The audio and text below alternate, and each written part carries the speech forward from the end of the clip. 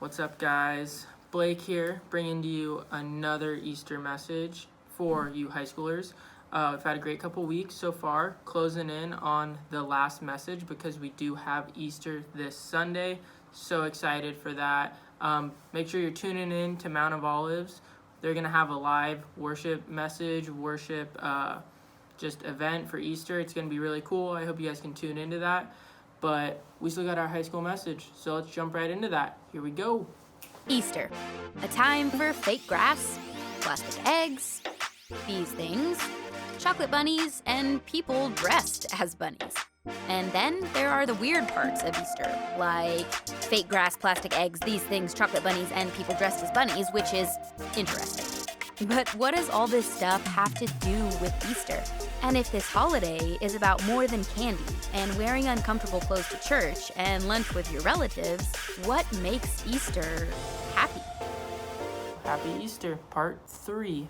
There are some things in life that have made me feel like I'm on my own. And I bet you could think of a few yourself. Whether that be right now in the quarantine, or when you're at school and eating lunch by yourself, or maybe when you're at home and you just feel like you have no one to talk to. Being like you're on your own is probably pretty common for a lot of us right now. For me, it was when I was at the University of Utah.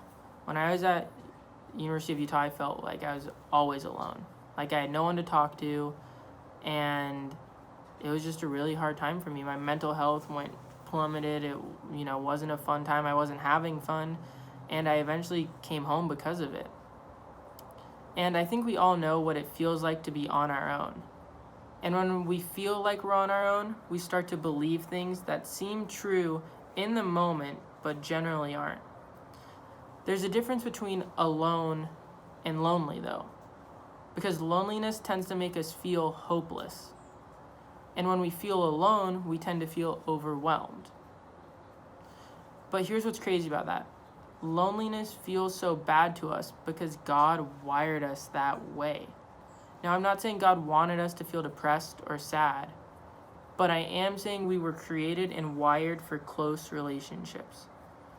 It makes sense that when we don't have that, when we don't have what we were created for, things don't feel right to us. There are times when being alone and even feeling alone is just an unavoidable part of life. So, how do we handle that? The very first Easter allowed Jesus' closest friends feeling overwhelmed in a similar way. Jesus' close friends and followers had walked away from jobs, family members, finances, and safety just to follow him. And then he died. Well, we know how the story ends, but at the same time, they didn't. So imagine their surprise and relief at seeing Jesus alive again. That is until Jesus left again. Jesus died, came back to life, and then left again. But this time the response was completely different. One of the ways we know what happened with Jesus is a document written down by a doctor named Luke who investigated the whole thing. Luke recorded exactly what happened with the Jesus followers after Jesus died and came back to life. He recorded their acts, and so we call that document the Book of Acts. According to Luke, when Jesus left a second time, his followers didn't seem to think that they'd be left alone again. In fact, it wasn't until after Jesus left a second time that Christianity really took off and began to change human history forever. This is what Jesus said in the final meal with his disciples before he was arrested. It's written in John 16:7. But in fact, it is best for you that I go away. Jesus actually told his disciples that it would be better for them if he left. But why? Well, we find out as Jesus continues. He says this in John 16:7 also. Because if I don't, the advocate won't come. If I do go away, then I will send him to you. The term advocate usually refers to someone who helps, comforts, and defends others. This advocate Jesus is referring to is what we call the Holy Spirit.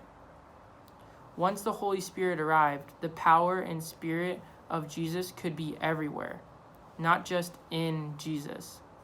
And so, right before Jesus ascends into heaven and leaves for the second time, He reminds his disciples of what he said the last meal together with them.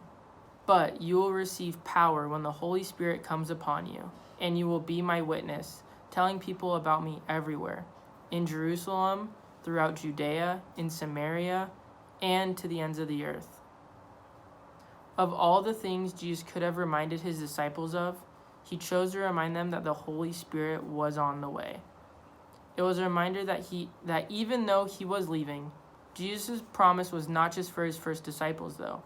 When Jesus promised an advocate who would give us power and be with us, that was true for everyone who would ever believe in him. That means that you and I, my bad, wrong way, you and I have access to that very same Spirit. So Easter means you're never alone. And that's good news, very good news. So knowing he is with us in the moments we feel on our own means that we can be confident of a couple of things. First is you can talk to him anytime, any place, for any reason. And the second is you're stronger than you think you are. I want you to think about this question. In what area of my life do I feel alone? Then imagine Jesus, the same Jesus who loves you and died for you, looking you in the eyes and saying, you're not on your own. We're in this together. So guys, just know you're never alone. Jesus is with you everywhere you go. Every step you take, every move you make, he's going to be right there with you. That's all I got. See you guys later.